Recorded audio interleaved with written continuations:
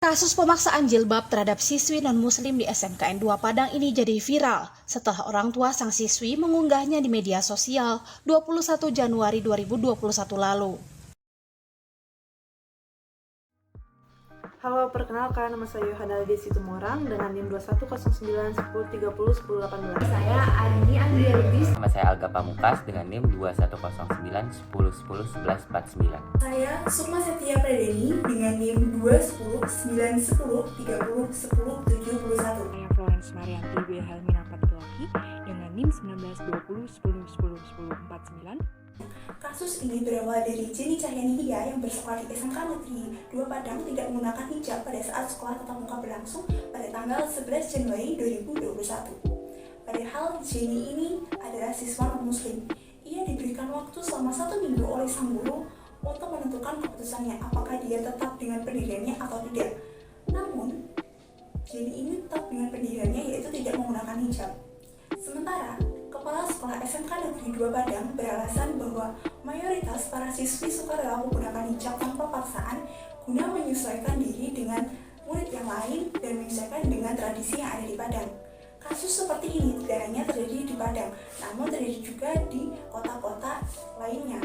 Seperti contohnya pada tahun 2014 ada seorang siswi muslim yang dilarang untuk menggunakan hijab di sekolah negeri. Dan kemudian pada tahun 2016 seorang siswa diwajibkan untuk menggunakan hijab pada masa orientasi siswa berlangsung. Apa sih aturan dan juga regulasinya pada kasus ini? Nah, seperti yang sudah dijelaskan oleh teman saya tadi, bahwa kasus pemaksaan menggunakan jilbab bagi siswi non-muslim di Padang maupun di Indonesia lainnya merupakan salah satu bentuk pelanggaran hak asasi manusia, khususnya kebebasan manusia dalam beragama. Padahal, pada Undang-Undang Dasar Republik Indonesia tahun 1945, pasal 28E dan juga pasal 29 ayat 1 dan juga ayat 2 telah mengatur kebebasan warga negara Indonesia untuk beragama dan juga menjalankan keyakinan agamanya. Dan juga sesuai Permendikbud nomor 45 tahun 2014 tentang ketentuan berpakaian seragam sekolah, pada pasal 3 ayat 4D mengatakan bahwa pakaian khas sekolah masing-masing diatur oleh sekolah dengan tetap memperhatikan hak warga negara dalam menjalankan keyakinan agamanya masing-masing.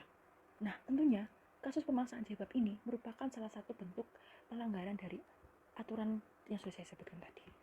Dan juga orang yang melanggar ini dapat dijerat dengan pasal 156A KUHP.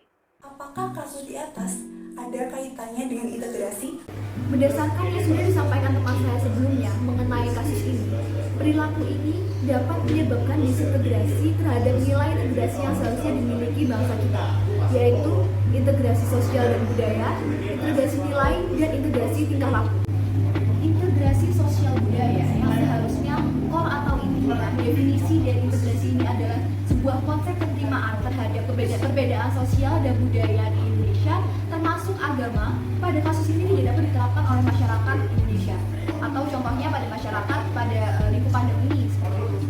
Nah, dan mereka itu memaksakan kepercayaan mereka kepada orang lain. Perilaku masyarakat ini juga tidak sesuai dengan konsep integrasi nilai dan juga integrasi tingkah laku, di mana integrasi nilai dan tingkah laku atau nilai dan tingkah laku yang berlaku di Indonesia itu berdasarkan kepada Pancasila. Akan tetapi perilaku masyarakat ini tidak menerapkan sila-sila Pancasila tersebut, terutama Pancasila sila kedua. Hal ini apabila tidak diperbaiki akan menyebabkan disintegrasi nasional dan perpecahan di masyarakat.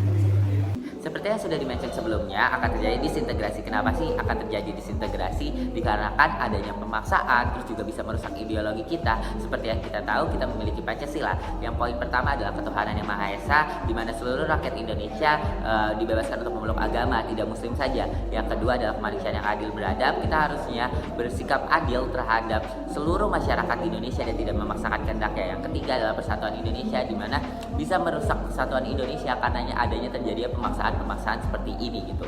Makanya masyarakat sekitar harus diberi edukasi dan diberi pengertian lagi dan lebih menjunjung tinggi nilai Pancasila dan norma-norma yang ada gitu. Maka dari itu, bagaimanakah cara alternatif dan penyelesaiannya?